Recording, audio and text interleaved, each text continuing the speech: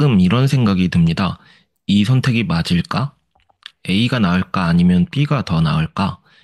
이런 고민을 계속하다 보면 저도 모르게 내가 참 신중하구나 라고 생각하게 됩니다. 그런데 가만히 앉아서 생각해 보면 또 잘 모르겠습니다. 이게 진짜 신중한 걸까요? 아니면 그냥 우유부단한 걸까요? 신중함이라는 것은 사실 고민의 시간을 줄여줄 때 쓰는 표현입니다. 이상하게 들릴 수도 있지만 신중한 사람은 중요한 포인트를 딱 집어내서 빠르게 결정을 내릴 수 있거든요. 그런데 계속 머뭇거리기만 한다면 그건 신중한 게 아니라 솔직히 말해서 결정을 내릴 용기가 부족한 것입니다. 우리는 왜 이렇게 망설여 할까요? 그 이유를 곰곰이 생각해 보았습니다.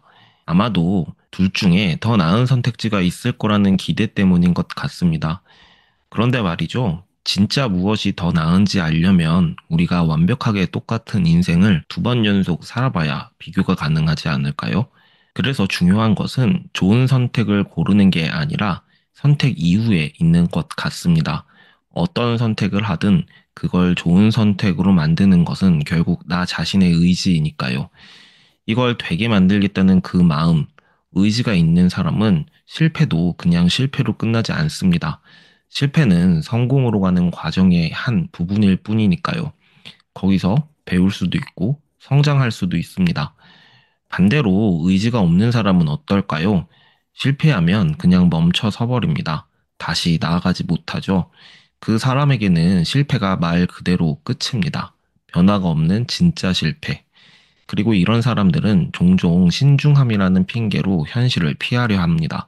사실은 두려운 건데 마치 깊이 생각하는 척 하면서요. 같은 맥락에서 저는 목표가 있는 사람과 없는 사람, 이 둘의 삶의 방식이 본질적으로는 같은 것 같습니다.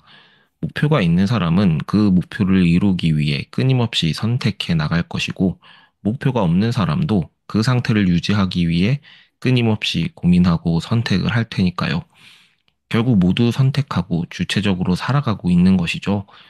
그래서 저는 목표가 없다고 말하는 사람의 삶도 존중합니다. 그들에게는 목표가 없는 삶 자체가 하나의 목표일 수 있으니까요.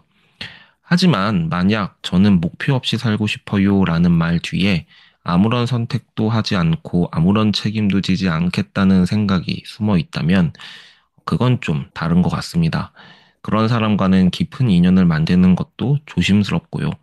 왜냐하면 능동적으로 살아가는 사람 옆에 그냥 아무 선택도 하지 않고 멈춰선 사람은 앞서가는 사람의 속도를 늦추는 것이 아니라 아예 같이 멈춰서게 만들 수도 있거든요. 이런 사람들은 항상 이렇게 속삭입니다. 너 그러다가 망할 거야. 너 진짜 너무 성급한 거 아니야? 계속해서 반복적으로 귓가에 속삭이죠. 계속 듣다 보면 그 말들이 마치 진짜인 것처럼 느껴지기도 합니다. 그런데 이제는 알겠습니다. 진짜 망하고 있는 사람이 누구인지, 그리고 제가 어떤 삶을 살아야 하는지. 여러분, 멈춰서 있지 마세요. 선택하고 의지를 가지고 자신을 믿고 나아가세요. 그게 진짜 살아가는 겁니다. 오늘 영상이 도움이 되셨다면 구독과 좋아요, 알림 설정은 하지 않으셔도 좋습니다. 대신 자기 스스로에게 한번 이 질문을 해보세요. 나는 지금 이 일을 왜 하는지, 그리고 그 일을 통해서 어떤 성과를 내고 싶은지, 그리고 그 일을 누구를 위해서 하는지요. 긴 얘기 경청해 주셔서 감사합니다.